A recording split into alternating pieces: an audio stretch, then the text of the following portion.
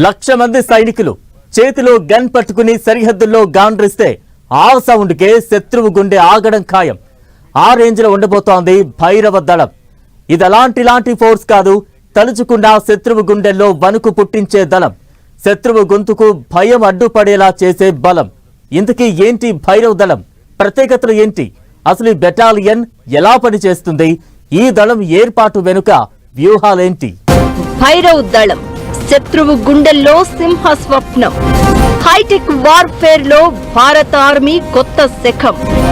1,00,000 మంది డ్రోన్ సైనికులతో special force Bhairav దళం. పేరు వింటేనే వెన్నులో వణుకు. భైరవ్ బెటాలియన్ ప్రత్యేకతలు ఏంటి? భారత ఆర్మీ బలాన్ని ఎలా పెంచనుంది? భైరవ్ బెటాలియన్ ఏర్పాటు వెనుక వ్యూహమేంటి? భైరవ్ బెటాలియన్ తో పాకుకు చుక్కలేనా? భైరవ్ దళం సైన్యంలో ఎప్పుడు చేరనుంది? భయానికి రూపం అంటే అదే భైరవ్ దళం. ఎక్కడి నుంచి విరుచుకు పడతారో తెలియదు, ఎంత విధ్వంసం సృష్టిస్తారో అంచనా ఉండదు. కట్ చేస్తే అలా ఎగిరి ఇలా పని కానిచ్చేస్తారు.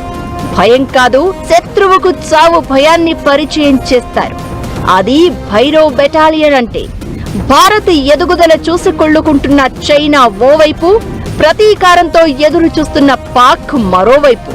సరిహద్దుల దగ్గర చేస్తున్న ఓవర్ యాక్షన్ అంతా ఇంతా కాదు. వీటన్నింటికి మించి ప్రపంచమే ఓ యుద్ధ క్షేత్రంగా మారిన వేళ రక్షణ రంగాన్ని పూర్తిగా అడ్వాన్స్డ్ గా మార్చేస్తున్న కేంద్రం ఇప్పుడు సైన్యంలోకి సరికొత్త శక్తిని తీసుకురాబోతోంది.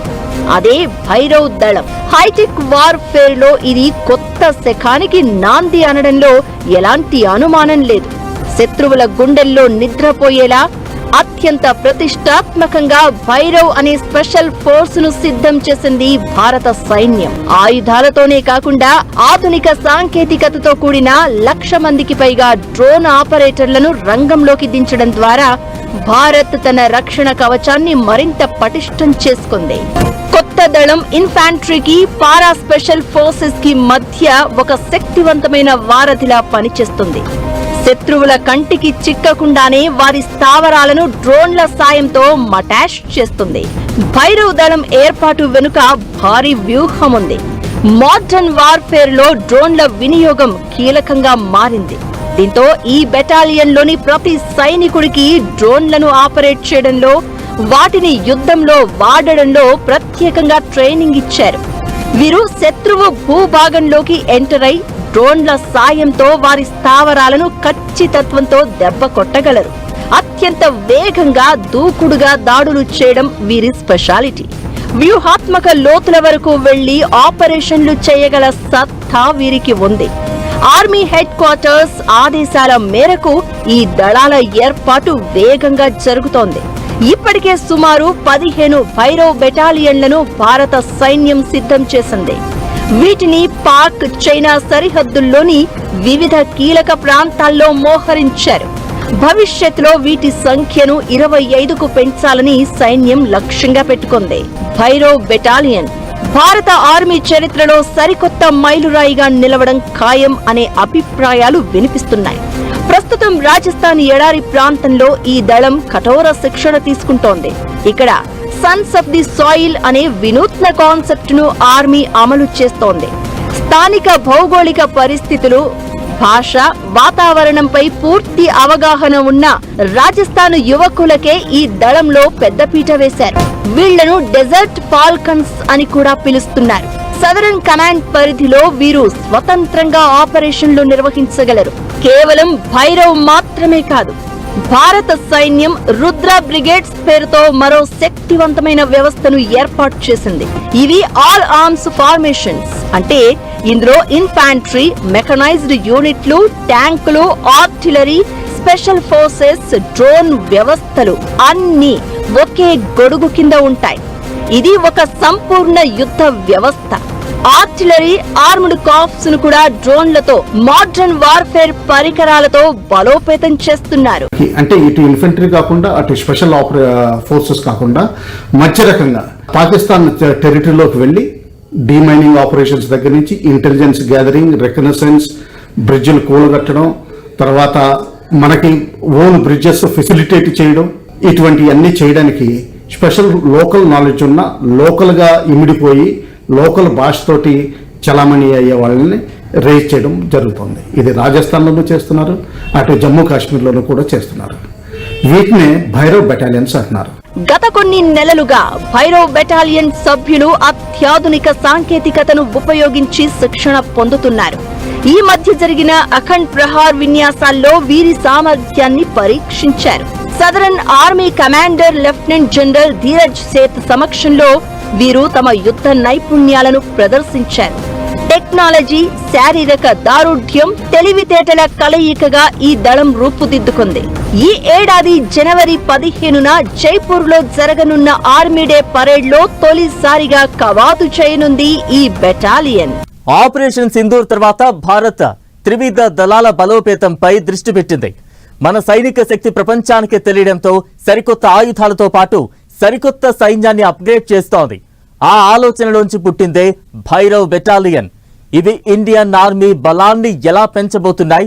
భైరవ్ రాకతో పాక్ చైనాకు దబిడి దిబిడేనా? భైరవ్ బెటాలియన్ ఒక్కో యూనిట్ లో 250 మంది అత్యంత నిపుణులైన జవాన్లు, 7 నుంచి 8 మంది అధికార స్థాయి నాయకత్వంతో ఉంటారు. ఇవి సాధారణ ఇన్ఫాంట్రీ కంటే చిన్నవి, కానీ స్పెషల్ ఫోర్స్ కంటే కొంచెం పెద్దవి. వేగంగా స్పందించడం, ఆకస్మిక దాడులు చేయడం, టెక్నాలజీని ఉపయోగించి శత్రువును అణచివేయడం ఈ బలగాల లక్ష్యంగా చెప్పొచ్చు.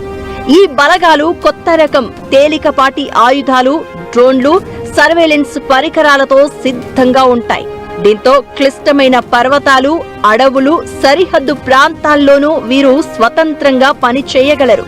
వీరికి గగనతల రక్షణ కోసం యాంటీ ఎయిర్ క్రాఫ్ట్ మిజైల్స్, ఖచ్చితమైన లక్ష్యాలను ఛేదించగల ఆర్టిలరీ సపోర్ట్ ఉంటుంది. భైరవ్ దళాల ఎంట్రీ భారత సైన్యంలో మారుతున్న యుద్ధ రీతులకు అద్దంగా కనిపిస్తోంది.